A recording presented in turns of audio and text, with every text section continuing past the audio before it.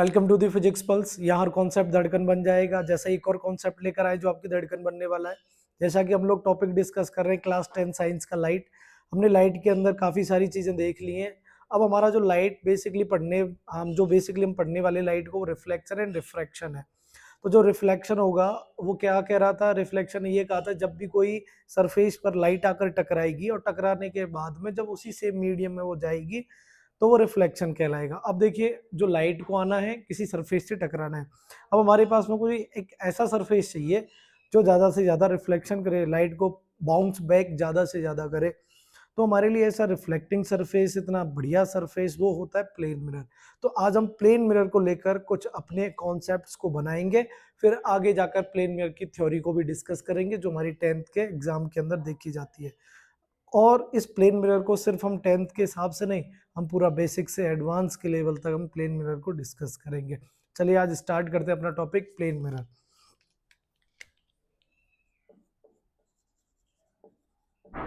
देखिए, plane mirror की जब हम बात करते हैं तो मैंने पिछले लेक्चर के दौरान ये स्ट्रक्चर कई बार बनाया, लेकिन एक बार भी मैंने उसको प्लेन मिरर नहीं बोला। मैं अगर गलती से बोल भी दिया होगा तो माफ़ी चाहते हैं, लेकिन मैंने ये ज़रूर बोला कि मैंने एक रिफ्लेक्टिंग सरफेस लिया, मैंने एक रिफ्लेक्टिंग सरफेस लिया। तो हमारे सिलेबस के अंदर प्लेन मिरर को दिखाने के लिए हमारे को एक लाइन सीधी स्ट्रेट खींची जाती है और पीछे से कुछ इस टाइप से स्ट्रक्चर बना दिया जाता है। ये रीजन जो होता है वो प्लेन मिरर का पॉलिश्ड एरिया रहता है। और ये जो हमारा फ्रंट सरफेस है ये होता है रिफ्लेक्टिंग सरफेस। मीन्स यहाँ से आने पर लाइट ज़्यादा से ज़्यादा बाउंस बैक होंगी और हमें इसी सरफेस को लेकर स्टडी करनी है और यही सरफेस रेस्पॉन्सिबल होगा इमेज के फॉर्मेशन का। अब इसके हम लोग बात करें कि ये मेरे पास में एक स्ट्रेट लाइन, जब मैं पीछे से इसको पॉलिश कर देता हूँ तो ये प्लेन मिरर कहलाती है। अब प्लेन मिरर की काफ़ी प्रॉपर्टीज हम आगे देखेंगे कि कैसे क्या होता है, जो हमारे 10th में हमारी मदद करेंगे। लेकिन उससे पहले मैं आपको थोड़ा सा इसके कॉन्सेप्ट्स को लेकर जाना चाहता हूँ कि मिरर का काम क्या है। मिरर का काम है इसके सामने अगर कोई भी ऑब्जेक्ट रखा हुआ है तो उसकी इमेज को फॉर्म करना। मिरर का काम तो यही रहेगा कि ऑब्जेक्ट रखा है उसकी इमेज को बनाना। अब क्या कैरेक्टरिस्टिक्स ऑब्जेक्ट की हैं, क्या कैरेक्टरिस्टिक्स इमेज की, वो हम बाद में देख लेंगे। चलिए, मेरे पास में एक प्लेन मिरर है। इसका पहला कॉन्सेप्ट क्या होता है कि माना कि इसके सामने कोई एक ऑब्जेक्ट रखा हुआ है। ये मैंने पोजीशन लोकेशन बता दी ऑब्जेक्ट की। अब यहाँ इस पॉलिश्ड एरिया के अंदर मुझे पता है कि प्लेन मिरर मेरी वर्चुअल इमेज बनाता है। तो वर्चुअल इमेज जो बनाएगा वो इधर साइड में तो बनाएगा ही नहीं। पिछले लेक्चर में हम पढ़ के हैं कोई भी मिरर हो उसका पॉलिश्ड एरिया है वो कौन सी साइड का फॉर्मेशन करता है, वर्चुअल चीजों के बारे में बताता है। अब बात ये आती है कि मेरी जो इमेज है ना इस ऑब्जेक्ट की वो कहाँ बनेगी। यहाँ यहाँ यहाँ यहाँ किस पॉइंट पर मुझे इस ऑब्जेक्ट की इमेज मिलेगी। और ये इस एक बार के लिए नहीं, हर बार के लिए ही हमें यही फॉलो करना है।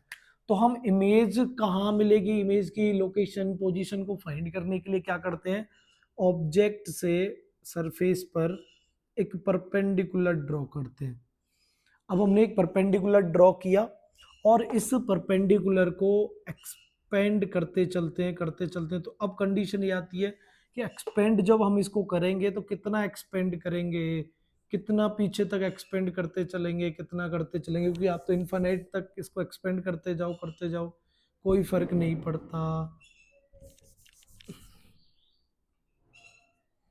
तो मैं इस नॉर्मल जो मैंने एक्सपेंड करने का कार्यक्रम चालू किया वो मैं इसको कहाँ तक ले जाऊंगा। तो ये कहा जाता है कि अगर आपको इमेज की लोकेशन चाहिए तो इसको कितना पीछे एक्सपेंड करना है। जो डिस्टेंस ऑब्जेक्ट की मिरर से जो डिस्टेंस ऑब्जेक्ट की मिरर से है वही डिस्टेंस मिरर की इमेज से होगी। मीन्स मैं यहाँ से एक कॉन्सेप्ट के बारे में जान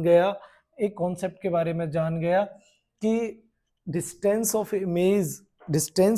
image is equal to the distance of object from the mirror. Means कहने का ये हो गया कि जितना दूर आपका ऑब्जेक्ट रखा है, माना कि ऑब्जेक्ट 3 सेंटीमीटर है तो इमेज भी आपको कितना सेंटीमीटर बैक पोजीशन में मिलने वाली है, 3 सेंटीमीटर की। में जब भी हमसे पूछा जाएगा कि ऑब्जेक्ट की साथ इमेज की पोजीशन या इमेज की लोकेशन पहचानो, हर बार हम एक नॉर्मल ड्रॉ करेंगे और उसको उतना ही एक्सपेंड करेंगे जितना ऑब्जेक्ट हमसे दूर है। तो ये हमारा ऑब्जेक्ट और ये हमारी इमेज। अब बनने वाली जो इमेज है, ये जो हमने इसको इमेज नाम दिया है, इसकी क्या कैरेक्टरिस्टिक्स होती हैं। देखो ये जो इमेज बनेगी, इमेज की मैंने दो कैरेक्टरिस्टिक्स बताई थी, या तो इमेज का फॉर्मेशन रियल होता है या फिर इमेज का फॉर्मेशन वर्चुअल होता है। तो अब ये इमेज रियल होगी या वर्चुअल होगी, हमें पता है पॉलिश्ड एरिया में तो कैसी मिलने वाली है, वर्चुअल। तो वर्चुअल इमेज जो बनी, इसकी क्या क्या कंडीशन और होगी, जो इमेज वर्चुअल होगी वो इमेज इरेक्ट भी होगी। इरेक्ट का मतलब है बिल्कुल स्ट्रेट सीधी तक, जो कि इरेक्ट रहेगी। वर्चुअल है तो इरेक्ट रहेगी। और भाई साहब ऑब्जेक्ट का जो साइज है, साइज ऑफ ऑब्जेक्ट उसी सेम साइज की रहेगी। Size of object equal to the size of image. छोटी बड़ी नहीं करेगा प्लेन मिरर। प्लेन मिरर उतनी इमेज बनाकर देगा जितना ऑब्जेक्ट का साइज है। तो हमने यहाँ से ये एक कंडीशन देखी। बहुत सारी चीजें यहाँ पर हम लोग डिस्कस कर चुके हैं इसी एक एग्जांपल से। क्या डिस्कस कर चुके हैं, ऑब्जेक्ट इमेज की डिस्टेंस, ऑब्जेक्ट का साइज इमेज का साइज, ऑब्जेक्ट का नेचर रियल नेचर और इमेज का नेचर वर्चुअल नेचर। अगर वर्चुअल है तो वो कैसी होगी, इमेज इरेक्ट होगी। अगर मैं केस 2 की बात करूं तो केस 2 में क्या होता है, देखिए फिर से मेरे पास में एक प्लेन मिरर है। अब मैंने क्या किया, यहां पर एक ऑब्जेक्ट को रख दिया जो प्लेन मिरर के साथ में कोई एंगल थीटा बना रहा है ना। ये रखा हुआ कोई ऑब्जेक्ट मिरर के साथ में एंगल थीटा बना रहा है। अब हमसे ये भी पूछ लिया कि जो इमेज है वो कितना एंगल इस मिरर से बना रही होगी। देखो पहले कॉन्सेप्ट को यहां पर लाओ कि इमेज है कहां। यहां पर पहले तो हम इमेज को पकड़ते हैं। इमेज को पकड़ने के लिए क्या करेंगे, ऑब्जेक्ट से मिरर पर नॉर्मल ड्रॉ करेंगे, उसको उतना ही एक्सपेंड करेंगे जितना कि ऑब्जेक्ट दूर है। सेम डी डी डिस्टेंस पर हमने इस पॉइंट को बना लिया। मीन्स ऑब्जेक्ट ये है तो ये वाला पॉइंट कौन है, इमेज। अब ये जो इमेज बन रही है इस प्लेन मिरर से कितना एंगल बनाएगी, बहुत ज्यादा एंगल होगा और कम एंगल होगा, इतना होगा इतना होगा, कितना एंगल होगा। तो इसके लिए कंडीशंस हमेशा यही रहेंगी, जो एंगल मिरर ने ऑब्जेक्ट के साथ में बनाया है वही एंगल मिरर इमेज के साथ बनाता है। मींस मैं कह सकता हूं कि दोनों के साथ में थीटा थीटा एंगल बनेगा। मींस अगर ये एंगल 45 डिग्री है ऑब्जेक्ट के साथ में, तो इमेज के साथ में भी कितना बनेगा, 45 डिग्री का। अब देखो हो सकता है कि ये ज्यादा ही कम लग रही हो क्योंकि मेरे पास कोई स्केल है नहीं, तो अभी हम लोग रफली इसको ड्रॉ कर रहे हैं, तो वो आप सारी चीजें हैं थोड़ा एडजस्ट कर लेना। चलिए नेक्स्ट मैं बात करूं टॉप पॉइंट नंबर 3 की। पॉइंट नंबर 3 क्या कहता है, पॉइंट नंबर 3 के अंदर जो थ्योरी बनती है वो होती है प्लेन मिरर ऑलवेज सफर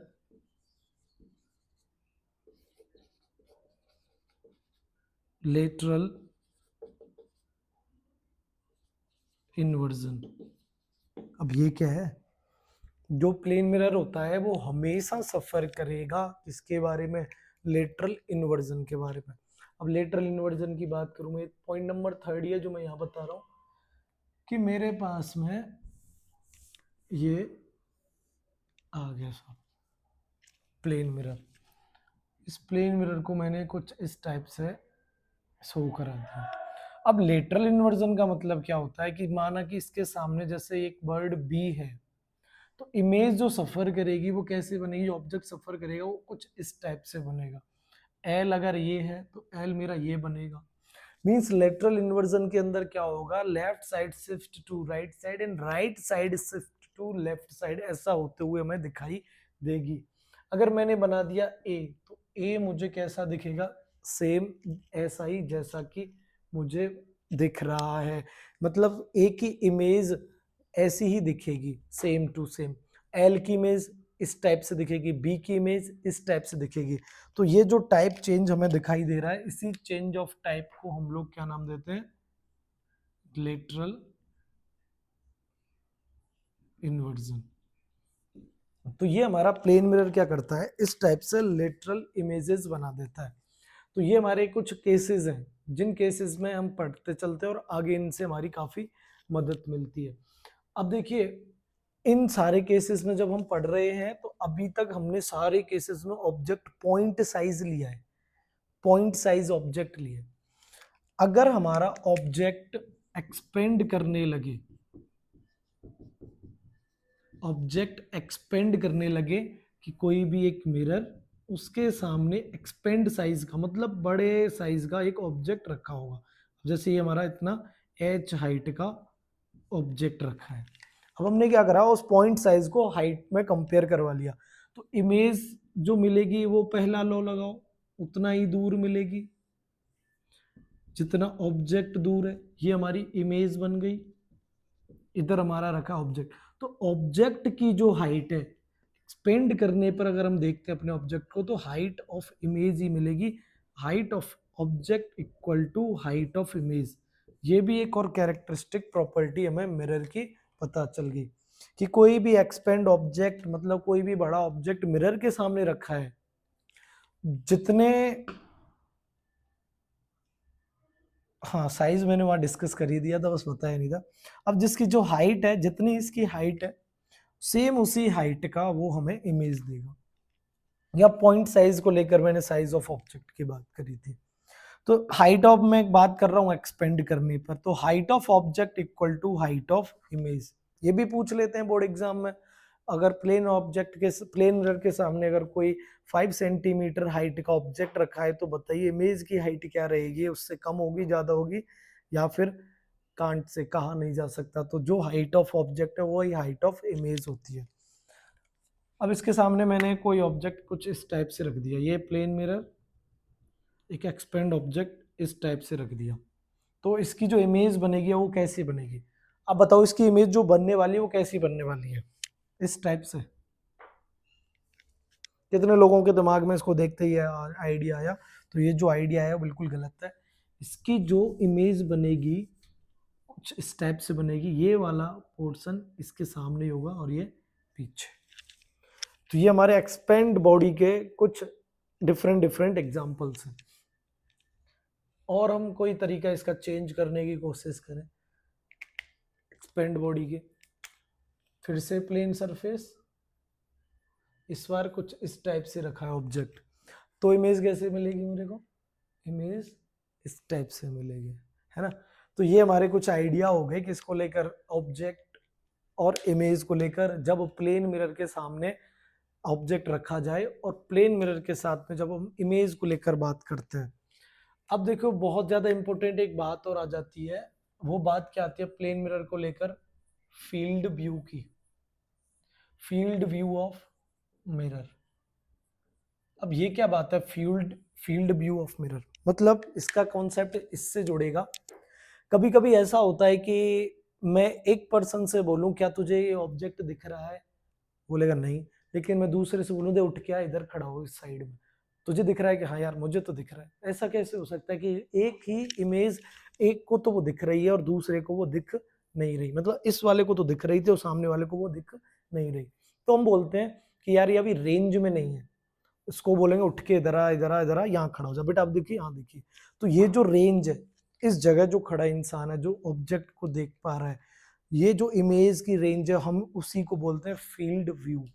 और वहां पर बैठा हुआ ऑब्जेक्ट और इंसान या ऑब्जर्वर इसीलिए नहीं देख पा रहा उस इमेज को क्योंकि वो फील्ड ऑफ व्यू में नहीं है। तो फील्ड ऑफ व्यू हम कैसे ड्रॉ करते हैं प्लेन मिरर के लिए। अब जैसे कि मेरे पास में एक प्लेन मिरर है, इस प्लेन मिरर के सामने ऑब्जेक्ट रखा हुआ है, तो हमें क्या करना है, हमें कुछ नहीं करना, एक रे लेकर पहुंचानी है इस कॉर्नर पर और दूसरी रे पहुंचानी है हमें इस कॉर्नर पर। ये कुछ इस टाइप से रिफ्लेक्ट हो जाएगी और ये कुछ इस टाइप से रिफ्लेक्ट हो जाएगी। ये जाने वाली इंसिडेंट रे, ये यहाँ से टकराने के बाद वापस की reflected ray, reflected ray, incident ray. तो कहने का मतलब ये है जब भी आप फील्ड व्यू बनाओगे तो आपको क्या करना है, दो रे लेनी है, दोनों कॉर्नर पर भेजनी है उस प्लेन मिरर के, और भेजने के बाद उनका रिफ्लेक्शन होगा। रिफ्लेक्शन के बाद जो भी एरिया उन्होंने घेरा है यहां से लेकर यहां तक का ये पूरा का पूरा ये क्या है इसका फील्ड व्यू ऑफ मिरर। अब कहने का मतलब ये है अगर कोई भी ऑब्जर्वर इस इस व्यू के अंदर है, इस फील्ड के अंदर है, यहां हो यहां हो यहां हो, तो उसको ये इमेज दिखेगी ही दिखेगी, उसको ये इमेज दिखेगी, है ना भाई। चलो इसको अगर हम कंटिन्यू कर दे क्योंकि हमने पीछे डैश लगा दी ना, तो प्रॉपर बनानी पड़ेंगे। ठीक, अब कोई ऑब्जर्वर यहां खड़ा है,